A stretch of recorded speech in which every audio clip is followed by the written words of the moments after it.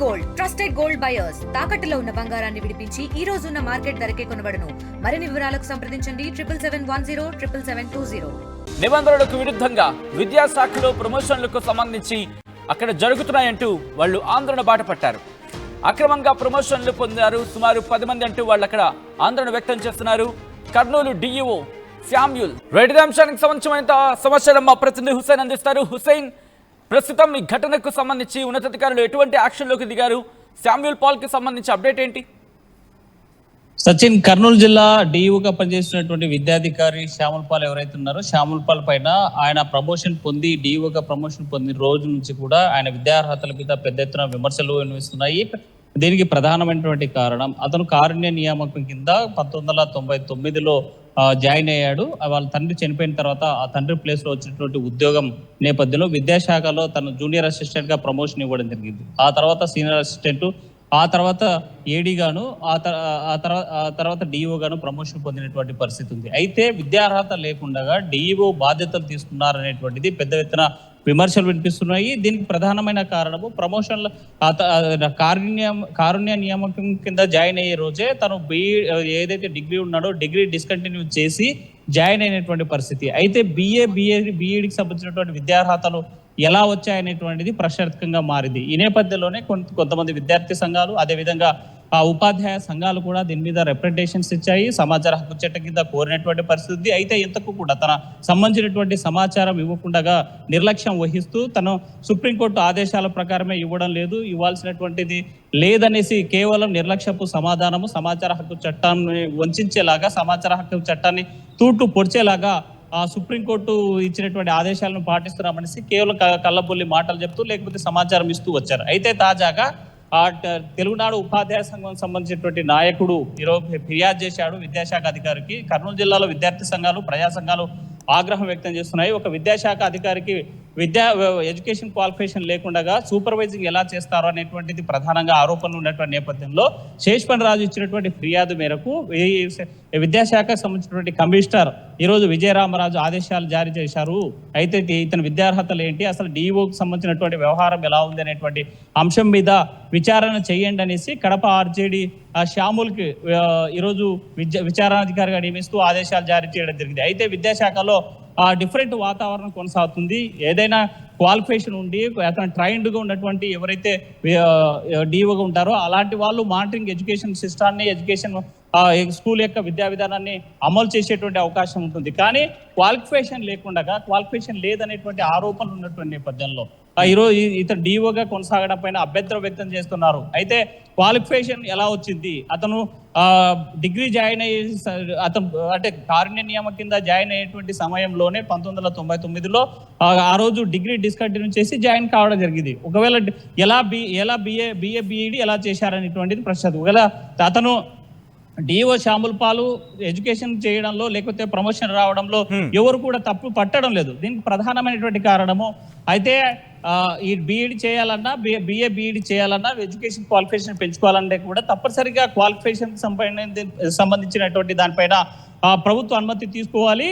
Leave పెట్టుకొని course complete చేసిన తర్వాత ప్రమోషన్కి రావచ్చు. కానీ ఆయన చేసినటువంటి బీఈడి విద్యార్హతకు సంబంధించినటువంటి ప్రధానంగా ఈరోజు వస్తున్నటువంటి ప్రజలు, విద్యార్థి సంఘాల నుంచి కానీ ఉపాధ్యాయ సంఘాల నుంచి వస్తున్నటువంటి ప్రధాన విమర్శ ఒకటే, అతను లీవ్ పెట్టి బీఈడి చేశాడా లేకపోతే లీవ్ పెట్టకుండానే ఒకవైపు ఉద్యోగం సీనియర్ అసిస్టెంట్ గాను, ఏడీ గాను విధులు నిర్వహిస్తూనే బీఈడికి సంబంధించినటువంటి క్వాలిఫికేషన్ తీసుకున్నారనేటువంటి దాని మీద అభ్యంతరాలు వ్యక్తం చేస్తున్నారు. దీని మీద క్లారిటీ కావాలి. విద్యా వ్యవస్థను నడిపించేటువంటి ఒక జిల్లాధికారి, కర్నూలు జిల్లాకి ఎడ్యుకేషన్ కి బాసుకున్నటువంటి విద్యాధికారికి క్వాలిఫికేషన్స్ ఉన్నాయా లేదనేటువంటి మీమాంస పెద్ద ఎత్తున కూడా చర్చ సాగుతుంది. అయితే క్వాలిఫికేషన్ లేకుండా ఎడ్యుకేషన్ లేనటువంటి వాళ్ళ ద్వారా ఎంఏ బీఈడి చేసినటువంటి వాళ్ళు, ఎంఈడి చేసినటువంటి ఉంటారు, పిహెచ్డి ఎడ్యుకేషన్లోనే పిహెచ్డి అయిపోయినటువంటి విద్యార్హతలు ఉన్నటువంటి ఉపాధ్యాయులు కూడా చాలా మంది ఉన్నారు. అలాంటి వారిని ఎలా మానిటరింగ్ చేస్తారు? అంటే ఎడ్యుకేషన్ మామూలుగా బేసిక్ గా పేద మధ్యతరగతి వాళ్ళు అప్పర్ క్యాస్ట్ అంటే ఉన్నత వర్గాలుగా రావాలి అంటే చదువే ఇంపార్టెంట్. అలాంటి చదువు విద్యా వ్యవస్థను మానిటరింగ్ చేసేటువంటి విద్యాశాఖ అధికారి ఎవరైతే శ్యాముల్ పాల్ ఉన్నారో అతనికి విద్యార్హత లేదనేటువంటిది ప్రధానమైనటువంటి ఆరోపణ. దీనిపైన గతంలో కూడా విద్యార్థి సంఘాలు డిఓకి రిప్రజెంటేషన్ ఇచ్చాయి, అదేవిధంగా కలెక్టర్కి రిప్రజెంటేషన్ ఇచ్చినటువంటి పరిస్థితి ఉంది. సో ఇతర డిఓ శ్యాముల్ పాల్ మీద చాలా విమర్శలు వస్తున్నాయి. క్వాలిఫికేషన్ లేకుండా ఎలా డిఓ అవుతారు, ఏ అడ్డదారిలో దొంగదారిలో ప్రమోషన్స్ పొందినటువంటి వాళ్ళు. విద్యాశాఖలో సుమారుగా ఈ ఏపీలోనే 13 మంది ఉన్నట్టు మనకు ప్రధానంగా తెలిసింది సుమారుగా. అయితే దీని మీద టోటల్ గా ప్రతి జిల్లా డిఓకి ఇప్పుడు ఉన్నటువంటి 25 జిల్లాలకు సంబంధించినటువంటి డిఓల విద్యార్హతల పైన కూడా అనుమానాలు వ్యక్తం చేస్తున్నారు. కారుణ్య నియామకాల మీద ఈరోజు అపాయింట్ అయినటువంటి వాళ్ళు ప్రమోషన్ల కింద ఈరోజు డిఓలుగా అయినటువంటి వాళ్ళు ఏ అర్హత అంటే విద్యార్హతలు ఎలా సాధించారు అంటే చదువు తను లీవ్ పెట్టుకొని స్కూల్కి వెళ్ళి కాలేజ్కి వెళ్ళి సర్టిఫికేట్ పొందారా, లేకపోతే ఒకవైపు ఉద్యోగం చేస్తూనే మరోవైపు ప్రభుత్వ ఖజానా నుంచి శాలరీ తీసుకుంటూనే ఈరోజు ఇటు సైడ్ ఉన్నటువంటి విద్యార్హత పెంచుకున్నారా? అలా విద్యార్హత పెంచుకుంటే మాత్రం తప్పనిసరిగా ఇది క్రిమినల్ 420 కేసు నమోదు చేయాల్సినటువంటి అవసరం ఉంది. 420 కింద వస్తుంది. ఎందుకంటే చీటింగ్ ఇది. ఒకవైపు ప్రభుత్వాన్ని మరోవైపు ప్రభుత్వ ఖజానాను కాజేస్తూ ఇంకోవైపు అదే విద్యార్హత మీద ప్రమోషన్ పొందడానికి చేసినటువంటి ప్రయత్నం అనేటువంటిది ఇది చాలాగా 420 కింద కేసు నమోదు చేసేటువంటి సెక్షన్ వర్తించేటువంటి అవకాశం ఉంది.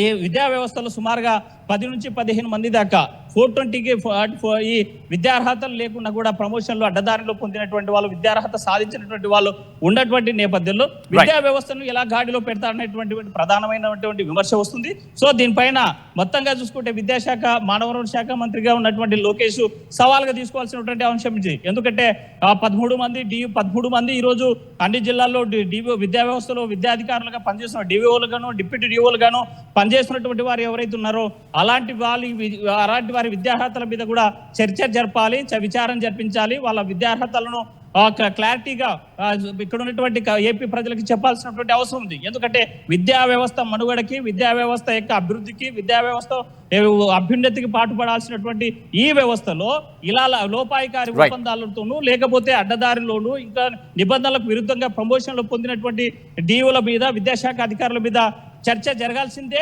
వారిపైన చర్యలు తీసుకోవాల్సిందే అనేటువంటి ప్రధానమైనటువంటి విమర్శ జిల్లా వ్యాప్తంగా విద్యార్థి సంఘాలు, మరోవైపు ఉపాధ్యాయ సంఘాలు, ప్రజా సంఘాల ఆగ్రహం వ్యక్తం చేస్తున్నటువంటి పరిస్థితి కర్నూలు జిల్లాలో ఉంది. సచిన్ రైట్ హుసేన్, మొత్తంగా ఈ వ్యవహారానికి సంబంధించి పూర్తి స్థాయిలో విచారణ జరగాల్సిందంటూ అక్కడ డిమాండ్ని తెర మీదకు తీసుకొస్తుంది ఉపాధ్యాయ సంఘం. ఏపీలో ఉపాధ్యాయ సంఘాలు రోడ్డెక్కాయి. నిబంధనలకు విరుద్ధంగా విద్యాశాఖలో ప్రమోషన్లంటూ కూడా వాళ్ళు ఆందోళన వ్యక్తించడం జరుగుతోంది. అక్రమంగా ప్రమోషన్లు పొందిన సుమారు 10 మంది అధికారులకు సంబంధించి వాళ్ళు తెర మీదకు తీసుకొస్తున్నారు కొన్ని ప్రశ్నలని. కర్నూలు డిఈఓ శామ్యూల్ పాల్ పై అక్రమ ప్రమోషన్ ఆరోపణలు ఉన్నాయి. శామ్యూల్ పాల్ విద్యార్హతలపై కొద్ది రోజుల క్రితం ఫిర్యాదులు అందాయి. ప్రమోషన్కు వ్యతిరేకంగా విద్యార్థి ప్రజా సంఘాలు ఆందోళన బాట పట్టాయి. విచారణకు తెలుగునాడు ఉపాధ్యాయ సంఘం రాష్ట్ర కార్యదర్శి శేషు ఫణిరాజ్ డిమాండ్ని తెర మీదకు తీసుకొచ్చారు. విచారణకు ఆదేశించింది విద్యాశాఖ కమిషనర్ విజయరామరాజు ఇటు విచారణకు ఆదేశించారు. విచారణాధికారిగా కడప ఆర్జేడీని నియమిస్తూ ఉత్తర్వులు జారీ చేసింది ప్రభుత్వం. తెలుగులో న్యూస్ కి ఫాస్టెస్ట్ యాప్ ఇప్పుడు టోటల్లీ న్యూ అవతార్లో జస్ట్ 5 సెకండ్స్ లో కంప్లీట్ న్యూస్. సోషల్ మీడియాలో ట్రెండ్స్ కి one stop solution. Live TV app voice search option తో ఇప్పుడే డౌన్లోడ్ చేయండి లేదా అప్డేట్ అయిపోండి. యాప్ లింక్ డిస్క్రిప్షన్ లో ఉంది.